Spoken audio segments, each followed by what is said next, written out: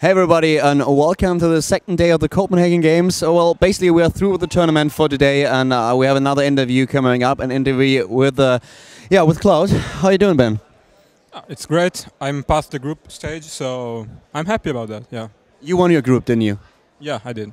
And you had to face Delphi in one of the games, and actually Delphi took the first map, and he did a really good job at doing so. Were you a little bit surprised? Did you expect to win against him 2-0? You lost lately to him with 3-2, didn't you? Yeah, I lost our EPS match, which was way more important, so I guess I was not expecting to win easily at all. He's a very good player, so I'm happy I won actually. And what was your greatest fear after after losing the first map? Were you actually afraid of losing 2-0 straight away? Because I think it puts a lot of pressure on you as a player, doesn't it? Well, rather than just pressure or fearing of losing, every time I lose I'm just very disappointed in myself, so I think I have more motivation to do better. So. Do you actually remember the first game? Because I thought you had a really strong army going. You went for 2 Thors and a couple of Blue Flame Hellions. You had Marines with you and 2 tanks actually. I thought that you would really stomp him, but you lost your Blue Flame Hellions early on to the Roaches, and then he came in with all those Zerglings and Banelings. What do you think did you do wrong in that attack? Because your force looked just so frightening. No, I think my mistake was making 2 Thors instead of going like pure tanks. Because with 4 more tanks instead of 2 Thors, then I would have won the game. So it was a mistake from my side. Just my army composition was not good enough. I needed more tanks, and the 2 Thors didn't help at all against Roach and Ling and Bailing. So it was my mistake. Yeah. I've been casting the games. I think it was with Kiara, and we realized we mentioned at some point that the creep spread of Delphi is really shit. I mean, let's be honest about it. Delphi played really well against you. I loved his play in the first game, but he didn't spread his creep at all, and he would have won the first fight of you a lot more easily if he would have just spread his creep and could use the additional speed with the Banelings. And we've been talking about balance already a little bit. Seeing that Delphi is being quite a good player, is one of the better, probably one of the best German Zerg players. But do you think that with such basic things as creep spread that Zerg doesn't live up to the potential of the race? Well, actually, I think in the first game he couldn't spread the creep because I make the Hellions just for that. I mean, I only make 6 Hellions to avoid creep spread, so yeah, that's the reason. He was just afraid of losing the tumors, in my opinion. Even if he had like couple Roaches, Hellions are too mobile, they can still snipe the creep, so I think that's the main reason. I played Delphi different times. He doesn't have that bad creep spread. It could be better. I mean, if you watch like Ret, for example, he has perfect creep spread, of course, or Morrow, but it's not that bad. I mean, yeah, it's good. It's good. But do you think that well, we've been talking a little bit about balance with Hazov, for example, with the soccer, with TLO and players like that. And one of the things that they may all mention is that Zerg has basically 2 things that they don't do. They are a little bit too greedy, they don't like to play safe and then lose to all in strategies, and they don't use their race to their fullest potential. As for example, with Moonglade at the IM went top 4 without spreading his creep at all, basically. And we have a lot of Zergs just going to Broodlords lately, but for a long time they didn't even use the unit correctly. I think using Zerg is very difficult because, I mean, against Protoss, I really think the matchup is imbalanced. I mean, Zerg against Protoss is so hard for the Zerg, and I mean, that's what Protoss players say. Oh, Zerg players lose because they don't use the race to the full potential. I really think that's bullshit. I really think that, yeah, I really think that Zerg is so down against Protoss, and yeah, you could say didn't spread the creep well, but that's not really the main reason. They just lose because the Protoss is too strong against Zerg. So that's an excuse for the Protoss players to not get nerfed. So yeah, that's my opinion. What do you think about the ZVT? I mean, truth be told, in the end it comes down to the maps as well, but just talking about the matchup in general, who do you think has the upper hand, or do you think that the matchup is actually quite balanced? So in ZVT? ZVT, I think the matchup is balanced. It's very nice, but it's too map dependent. I mean, some maps like Crossfire or Tal'Darim are very, very good for Terran, maybe too much. Like, yeah, I think Tal'Darim is a bit it's like steps of war. I mean, you can just push with 2 bases and snipe the expansion right away. I don't think it's balanced, to be honest. And on the other hand, there are other maps like Metalopolis where Zerg is just too strong. So I suppose a better map structure is needed. And I think Terran is harder to use because there's more micro involved in the fight, while Zerg just needs to send the banelings correctly and have a nice flank. And yeah, and basically I think it's more difficult for Terran, like at a very high level, but overall it's balanced. So I'm happy about the matchup. Talking about maps, there have been a lot of versions out there, and I mean there are MLG versions. There you have the GSL, you have the NASL, there are the ladder maps as well. Do you actually think that all those leagues are overdoing a little bit with all those different versions of the maps, with rocks, without rocks, with 2 gas, 1 gas? Isn't that annoying as a player? Yeah, we don't understand anything anymore. We just like we just watch the map in like the little map preview before the match and ask the admins if they know if there is close position, cross position, or anything. Yeah, it's very confusing. Do the leagues actually talk to you? Because from my point of view, if you are actually trying to develop a new map, you should talk to the pro gamers and ask them about the matchups. And that would probably involve you guys playing on the maps quite a lot. Would you be willing to do that if a league like the GSL or the NASL wants to release a new map and they want to get your opinion? Or do you basically tell them, guys, I would really like to do that, but I don't have the time?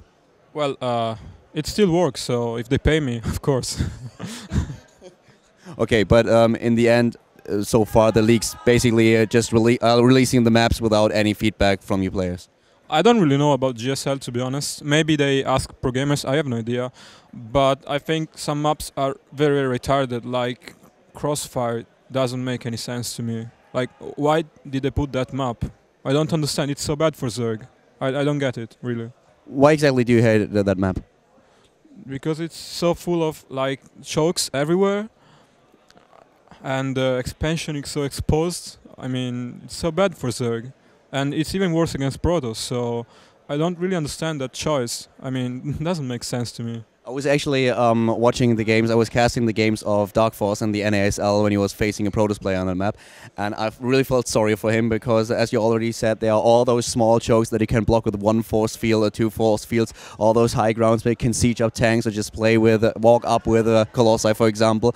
So I totally agree with you there. That map is really weird, and well, a lot of the maps in the map pool seem to me a little bit strange and to favor just one race. There are a little few maps that are really balanced.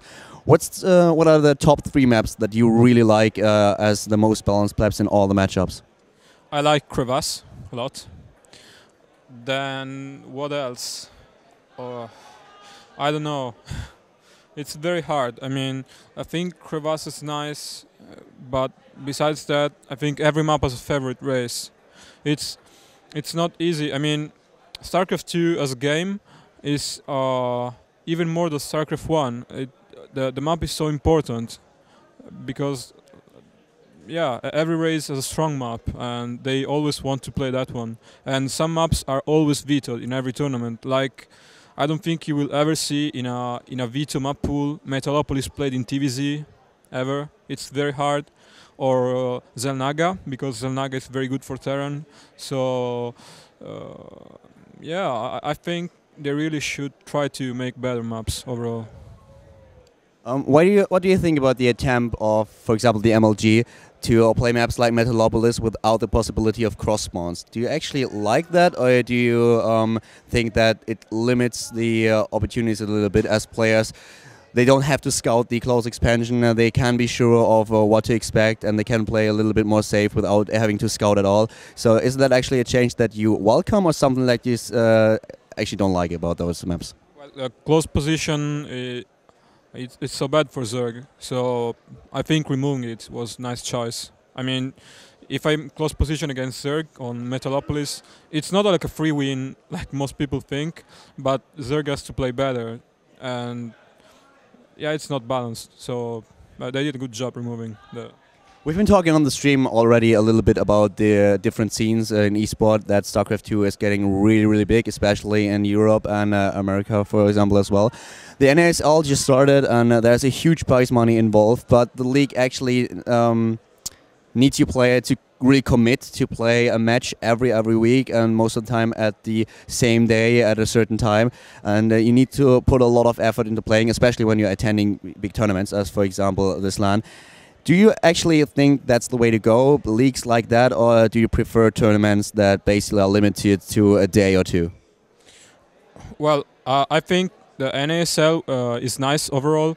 I mean, the schedule is often a problem, but having a league that goes every day, that you can watch in your free time when you want to watch StarCraft, then I think it's awesome. So I think both leagues and tournaments are needed, and I think, yeah, there have been some problems. Maybe NASL should have been a bit more ready, so some matches would have been like walkovers. There have been like 4 walkovers so far, so it's a lot. But I think the league idea is very nice, and it should be mixed with tournaments. And I really love the NASL concept, so really nothing bad to say about that. So the NASL had a lot of good feedback, but also a lot of bad feedback, especially on Team Liquid. There were some negative comments, and people. I'm not quite sure what to say to that, because in my opinion the league has a great potential, which basically everyone agrees to. But do you think that you can expect perfection from a league that just started? Because I know that the league actually made some adjustments to the schedule so that your players have a little bit of that you can actually postpone the games just by a day or two. So what's your take on that? Do you think that the NSL should have been ready for and implemented those changes earlier on, or do you think well, the league just started and they have the right to develop and actually take the feedback of your players into consideration? Well, it could have been perfect from the start. I mean, it could have been. It's not, but I don't think it's an issue. I mean, so many people are just complaining, and I don't think there's a good reason to do that, because it's been going for like 1 week, 2 weeks, yeah, and really you can't really expect everything to go perfectly. I mean, it could have happened, but overall the idea, I mean, is it $25 the subscriptions, $30? Yeah, I mean, having such high-level matches almost every day, every week for such a long time, and then a final in Los Angeles just for such a small price, and you can watch everything. And yeah, the quality, I mean, overall could be better, but they are so investing so much time into getting better. So really, I think the criticism is exaggerated way too much. Yeah. Do you think that the community is a little bit unthankful about those things and take too many things for granted? I mean, in esport right now there are a lot of high-quality streams or HD streams like with the NASL that start to take money from the viewers, and a lot of people are just used on getting everything for free. As soon as they have to pay a small amount of money, they are complaining about it. And well, we've been trying to keep our streams free as well, but I know that a lot of people are actually thinking about offering HD quality streams with 1080p, for example, and just try to get a small amount of money. Do you think that's the correct decision, and that the community should be a little bit more thankful about the time and effort some people are putting into esports right now? Or what do you think about that whole matter? I think a lot of people in esports, especially some casters like you, for example, are doing such a great job, and I mean, they are competent, they know what to do, they are entertaining, and they work a lot. So I don't understand why paying should be an issue. I mean, of course, if the price is too high for what you offer, then it's not worth it. But you decide with your own money, so what's the complaint about? I mean, you just offer a service, and you think it's worth that money. If people then is willing to pay, then yeah, it's up to you, it's up to the situation. But I don't really understand why anyone should like complain. I mean, if this esport has to become more professional, then it has to be like this. It has to be about money more. So I think really some people is complaining too much. Yeah. Just to make one thing sure, one thing very clear, we don't plan on actually implementing a stream that you have to pay for currently.